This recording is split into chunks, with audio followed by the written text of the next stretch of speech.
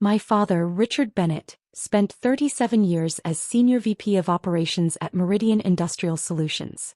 He made $340,000 annually, drove a leased Mercedes S-Class, and belonged to the West Shore Country Club where membership cost $85,000 initiation plus $12,000 yearly dues. He built his identity on corporate hierarchy, executive status, and the carefully curated image of success. I'm Marcus Bennett. I'm 32 years old. For the past decade, my father introduced me at family gatherings the same way. This is Marcus. He does government work. Data entry, I think. He wasn't entirely wrong. I did work for the government, just not the way he imagined. The disappointment started early. I graduated from MIT with a degree in aerospace engineering and cryptographic systems. Dad attended my graduation but left before the reception when he learned I'd accepted a position with a minor government contractor, instead of Boeing or Lockheed Martin's corporate headquarters. Government work, he said with visible distaste. Marcus, I raised you for executive leadership, not middle management bureaucracy. It's interesting work, Dad. Interesting doesn't build legacy. Where's the corner office? Where's the executive parking spot? He shook his head. Your cousin James just made partner at his law firm. Your sister Victoria runs an entire marketing division. And you're filing paperwork for mid-level government contracts. I didn't correct him. My actual role was lead systems architect for classified aerospace defense contracts. My security clearance was TS/SCI with additional compartmented access. The minor government contractor was actually my own company, Archon Systems Integration, which I'd founded at 24 with two MIT classmates. We started small. A $2.8 million contract for navigation system integration. Then $8.3 million for communications encryption. By year 3, we'd secured a $47 million multi-year contract for satellite defense systems. By year 7, our annual government contracts totaled $186 million, and we'd expanded into aerospace consulting for 3 Fortune 100 companies. Last year, Archon's total valuation hit $340 million. I own 73% of the company outright. But Dad never asked about my work. He asked about my title, my office size, whether I had people reporting to me. When I mentioned I had a team, he assumed I meant a small group of fellow data entry clerks. At family gatherings, the contrast was constant and deliberate. Victoria's division generated $15 million in new business this quarter. Dad announced at Christmas dinner 2 years ago. She's being considered for VP of Marketing. And James just closed a merger worth $40 million. His firm is making him equity partner. Mom beamed. We're so proud. Dad turned to me. Marcus, how's the government job? Busy. Good projects. Still doing data entry? Something like that. Well. He sighed like I was a disappointment he'd learned to tolerate. Steady work is respectable, I suppose. Not everyone can handle executive pressure. Victoria smirked into her wine glass. James, my cousin, just nodded sympathetically like I was someone to be pitied. The turning point came 6 months ago. Dad announced his retirement at Sunday brunch. 37 years, he declared. I'm retiring as Senior VP with full executive benefits and pension. Meridian is throwing a retirement celebration at West Shore Country Club. Black tie executive reception. The CEO is speaking. Board members attending. The chairman of our parent company is flying in from New York. That's wonderful, Dad, Victoria said. Such an accomplishment. It is. Dad looked directly at me. Marcus, I need to discuss your attendance. I set down my coffee. Okay. This is a professional executive event. C-suite executives, board members, industry leaders. The invitation says, Black tie executive reception. There's a difference between professional achievement and showing up. Mom touched his arm. Richard. I'm being honest, Patricia. Marcus works in data entry for a government contractor. He'll be surrounded by people asking what he does, where he works, what his title is. It's not his environment. Dad, I can wear a tuxedo and make small talk. It's not about the tuxedo. His voice had that edge of corporate authority. It's about context. You'd be the only person there without an executive position or significant business achievement. It would be uncomfortable for you and potentially embarrassing for me. Some of my colleagues know I have a son. They'll expect more. The table went quiet. You're uninviting me from your retirement party. I'm suggesting your attendance would lower the standard of the event. These are people I've worked with for decades. I don't want to spend my retirement celebration explaining why my son does data entry. Victoria looked at her plate. James studied his napkin. Mom's face was tight. I understand, I said calmly. Good. Dad looked relieved. This is business, Marcus. Nothing personal. When you reach a certain professional level, these things matter. I nodded. I won't attend. Thank you. I appreciate your understanding. What Dad didn't know was that I'd already received my own invitation to his retirement party. Not from him. From the West Shore Country Club's ownership group. Because 3 years earlier I'd purchased the West Shore Country Club. Not as Marcus Bennett, private citizen. Through Archon Holdings, one of my company's investment subsidiaries. The club had been struggling financially, facing $4.8 million in debt and declining membership. The previous owners needed an exit strategy. My investment firm bought it for $8.2 million, restructured the debt, upgraded the facilities, and turned it into a profitable asset. We kept the original management, maintained membership standards, and nobody knew the ownership had changed except the board, the management, and the legal team. My father had been paying his $12,000 annual dues to my company for 3 years. He'd been dining at my restaurant, playing golf on my course, and networking in my lounges while calling me a disappointment. The irony was something I'd chosen to keep private. He'll know. The day after Dad uninvited me, I called my head of security at West Shore. James, I said, I need to discuss the Bennett retirement reception. Sir. Evening of the 24th.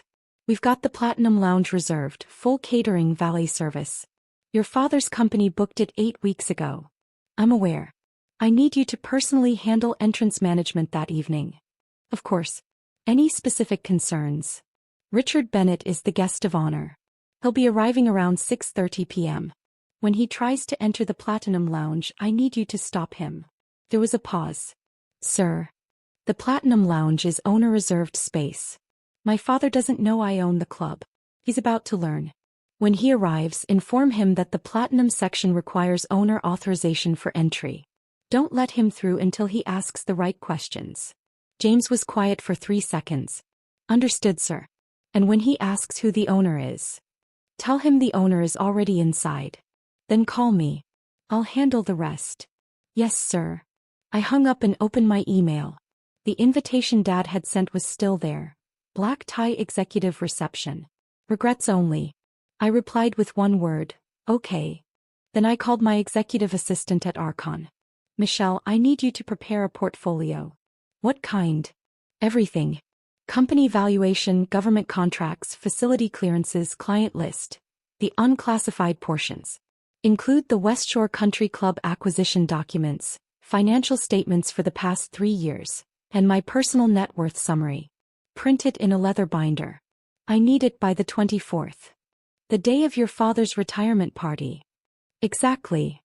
The evening of April 24th was clear and cool. I arrived at West Shore at 6 p.m., 30 minutes before the official reception start time. I wore a custom Tom Ford tuxedo Patek Philippe watch, and carried the leather portfolio Michelle had prepared. James met me at the private owner's entrance. Good evening, Mr. Bennett. Evening, James. Is everything ready? Sir. The Platinum Lounge is fully set up. Catering is in place. Your father's party is expected at 6:30. I'll be stationed at the main entrance to the Platinum section. Perfect. I'll be inside. When my father arrives, follow the plan exactly. Understood, sir. I entered the Platinum Lounge through the private corridor. The space was impeccable. Floor-to-ceiling windows overlooking the golf course, crystal chandeliers, private bar, seating for 80 guests. My company had spent $340,000 renovating this room alone. I took a seat at a corner table with a clear view of the main entrance. I ordered a scotch and opened the portfolio, reviewing the documents I might need.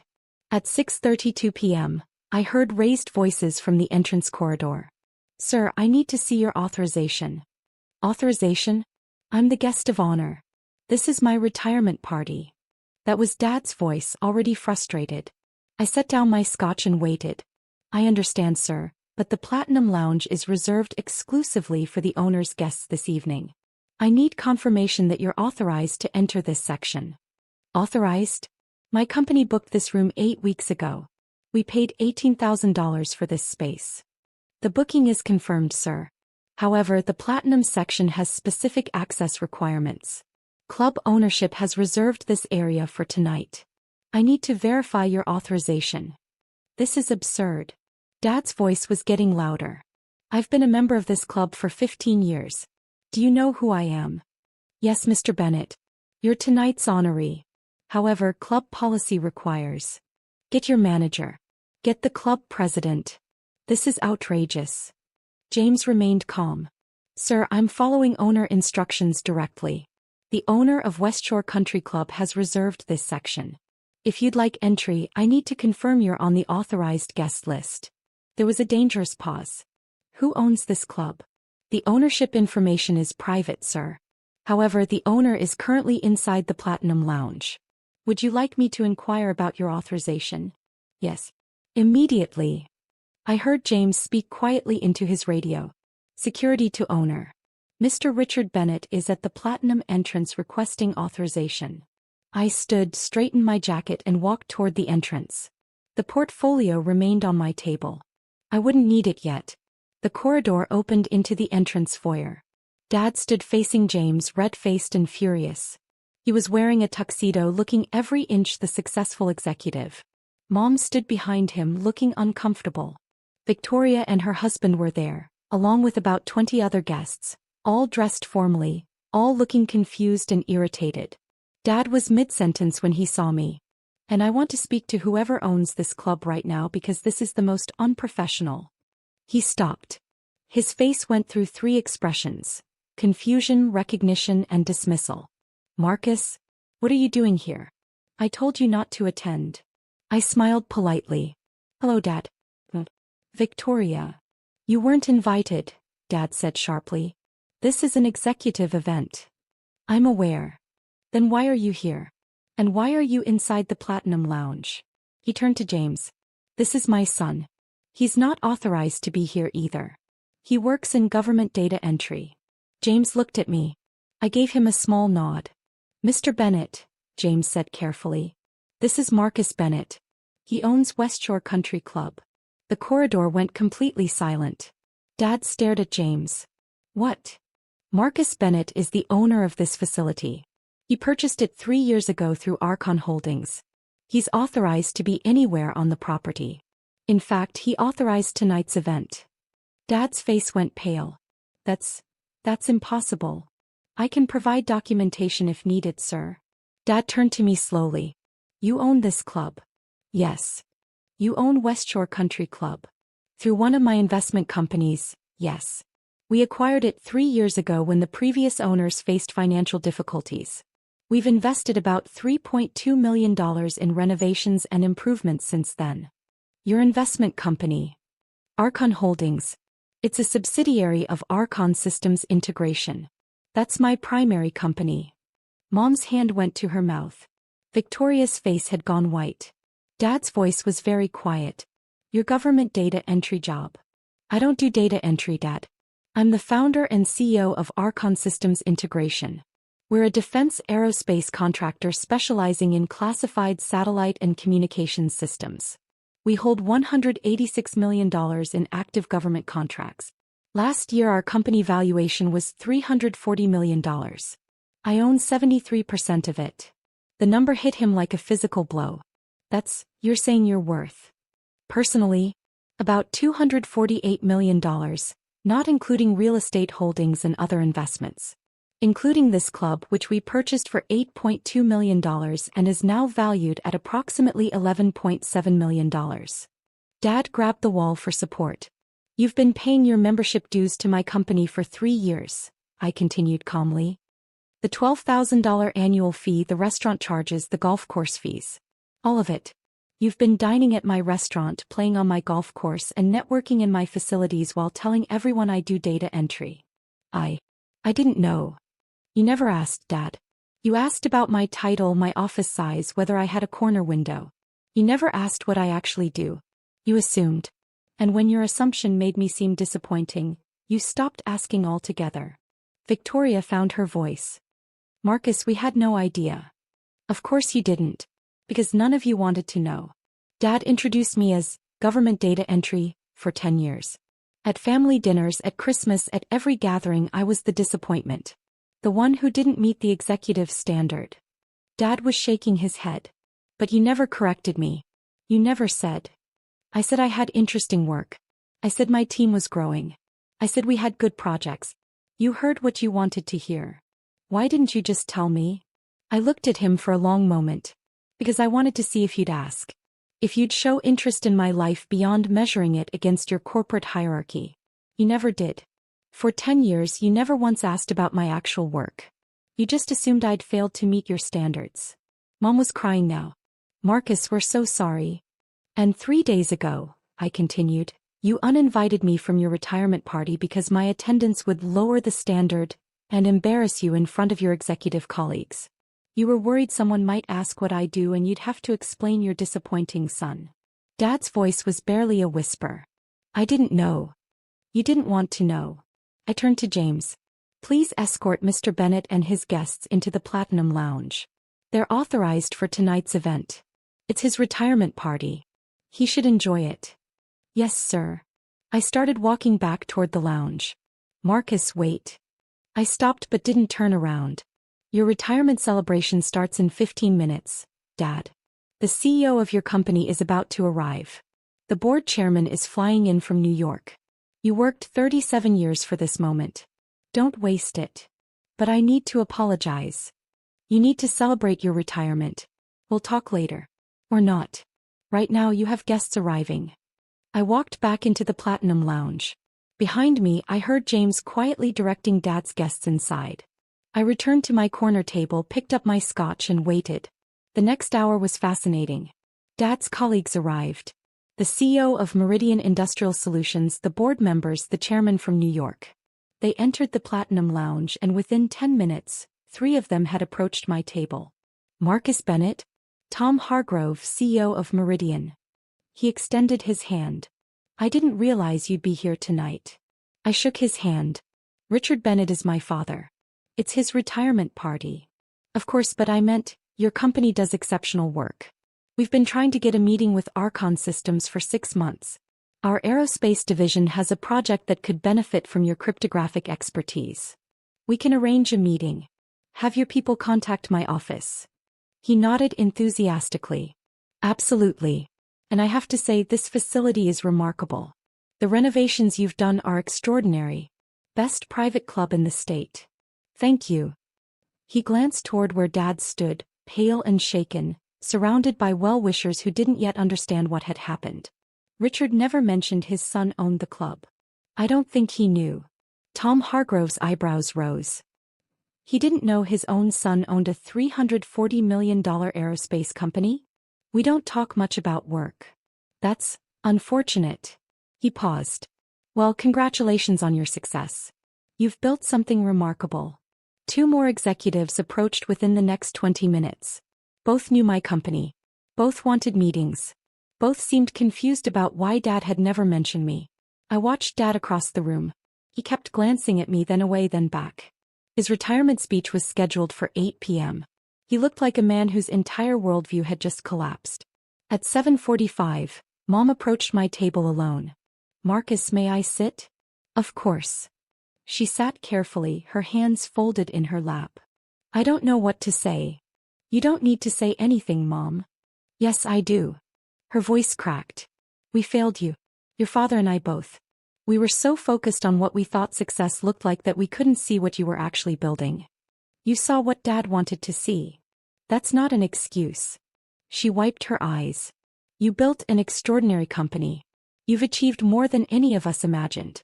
And we made you feel small because it didn't fit our narrow definition of success. I never needed you to understand my work, Mom. I needed you to trust that I knew what I was doing. We should have trusted you. Yes. She was quiet for a moment. Your father's speech is in 15 minutes. He's terrified. He doesn't know what to say. He should give the speech he prepared. This is his night. His retirement. He earned it. After what he said to you. He spent 37 years building his career. That matters. Tonight should celebrate that. We can deal with our relationship later. Mom squeezed my hand. You're a better man than we deserved. She stood and walked back to Dad. I saw them talk quietly. Dad looked at me again and this time I nodded. He needed to move forward with his evening. At 8 p.m. the CEO of Meridian called for attention. The room quieted. Dad walked to the small podium that had been set up near the windows. He looked out at the crowd of colleagues, executives, and board members. Then he looked at me.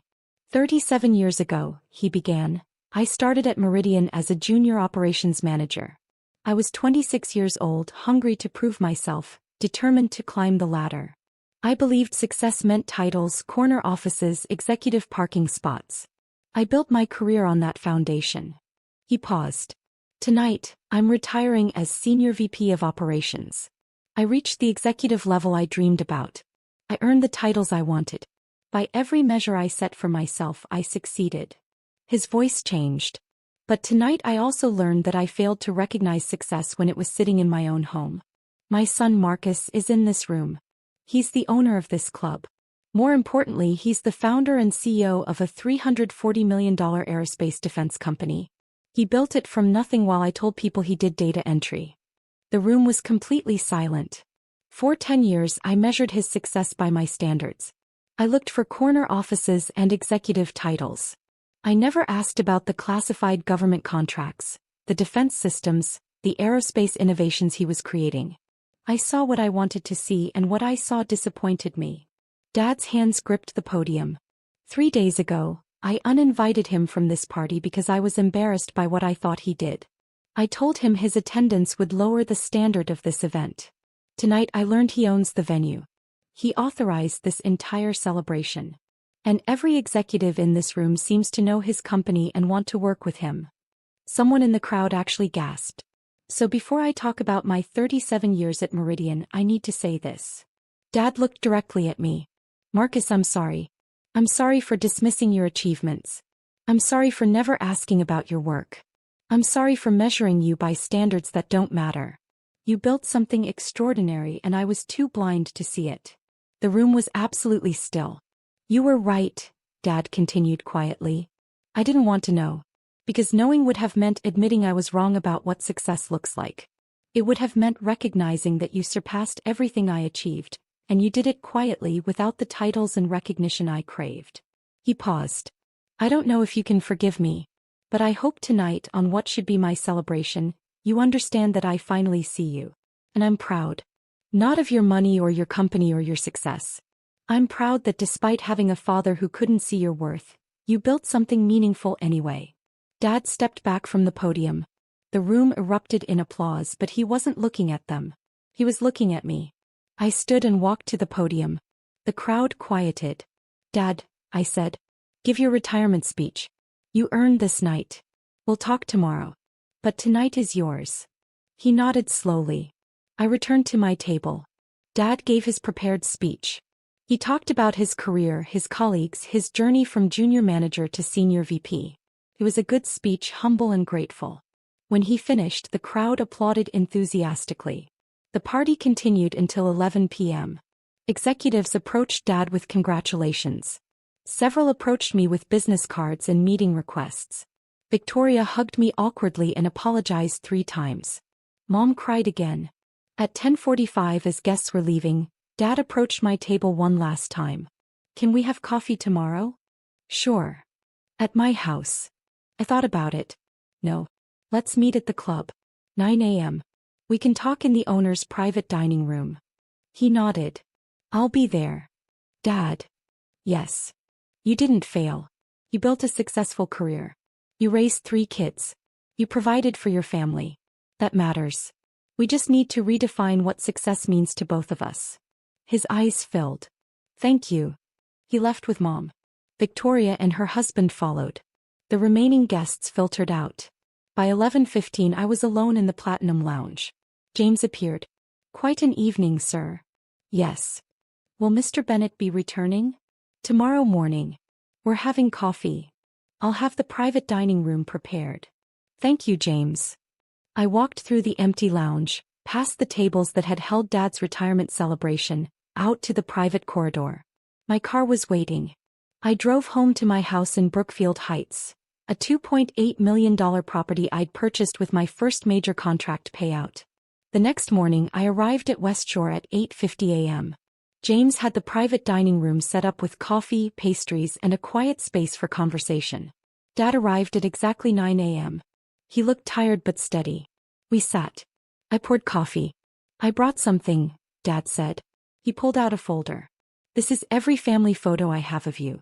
Christmas, graduations, birthdays. 32 years of photos. He spread them on the table. Last night I went through them all. You know what I realized? In almost every picture you're smiling. You look happy. Confident. Like you knew exactly who you were and where you were going. I was. I never saw it. I was so focused on what I thought you should be that I never saw who you actually were. Dad. Let me finish. He took a breath.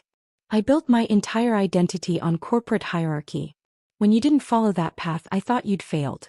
But you didn't fail. You just succeeded differently. You built something bigger than anything I ever imagined, and you did it while I was calling you a disappointment. You weren't entirely wrong, I said. I could have told you about my company years ago. I chose not to. Partly because you weren't asking, but partly because I wanted to see if you'd value me without the success markers you cared about. That's fair. But Dad, you need to understand something. Your career wasn't less valuable because mine turned out differently. You worked 37 years at a company. You provided for your family. You earned your retirement. That matters. But I hurt you. Yes. And I don't know how to fix that. I was quiet for a moment. You start by asking about my work. Really asking. Not about titles or office size. About what I actually do, why it matters, what challenges I'm solving. Okay. And you stop measuring success by corporate hierarchy. Victoria's marketing success is valuable. Your career was valuable. My company is valuable. They're just different paths. Dad nodded slowly. Can I ask now? About your work. Yes. What do you actually do? I smiled. I design cryptographic systems for classified defense satellites. My team of 47 engineers builds secure communication networks that protect national security infrastructure. We integrate aerospace systems that coordinate defense operations across multiple agencies. That sounds incredible. It is. It's complex, challenging work. I love it. Why didn't you tell me? Most of it's classified. I can't discuss specifics. But also, you never asked about the work itself. You asked about titles and hierarchy. There was no entry point for the actual conversation. Dad was quiet. I wasted 10 years. We both did. But we don't have to waste the next 10. He looked up. No. If you actually want to know about my work, my company, my life, I'll tell you. But it has to be genuine. Not because you're impressed by the money or the success. Because you actually care about who I am. I do care.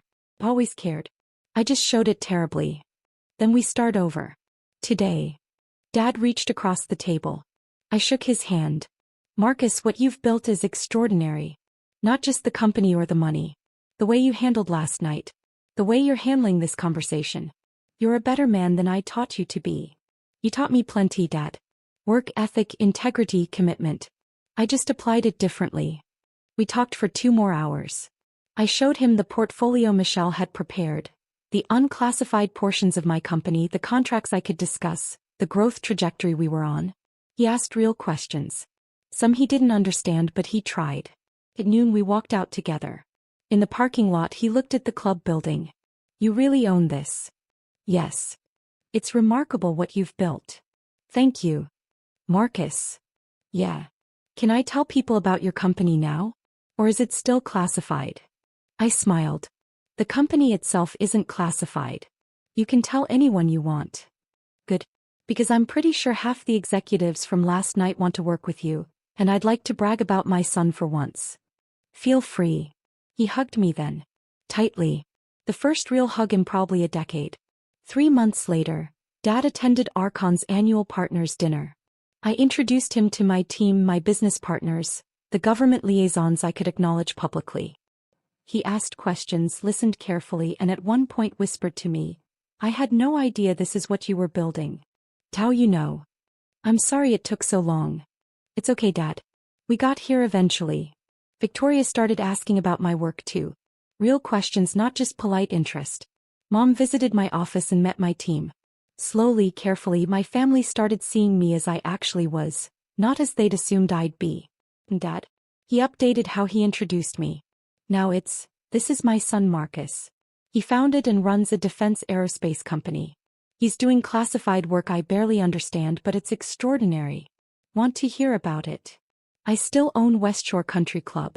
Dad still plays golf there every Saturday. But now when he signs the restaurant check or books the conference room, he smiles and says, "My son owns this place, you know." Last week we had coffee again in the owner's private dining room. Dad asked about a new contract we just won, $73 million for satellite defense integration. I explained what I could. He listened carefully, asked good questions, and at the end said, "I'm proud of you, Marcus. Not because of the money or the success. Because you never let my blindness stop you from building something meaningful. Thanks, Dad. And thank you for not giving up on me after I gave up on you. You're my father. I wasn't going to give up." He smiled. "Even after I uninvited you from my own retirement party? Even then." We finished our coffee in the club I own, surrounded by the success I built, finally understanding each other after 10 years of missing the point. Sometimes the best reversals aren't about humiliation or revenge. Sometimes they're about finally being seen for who you actually are. And sometimes that's enough.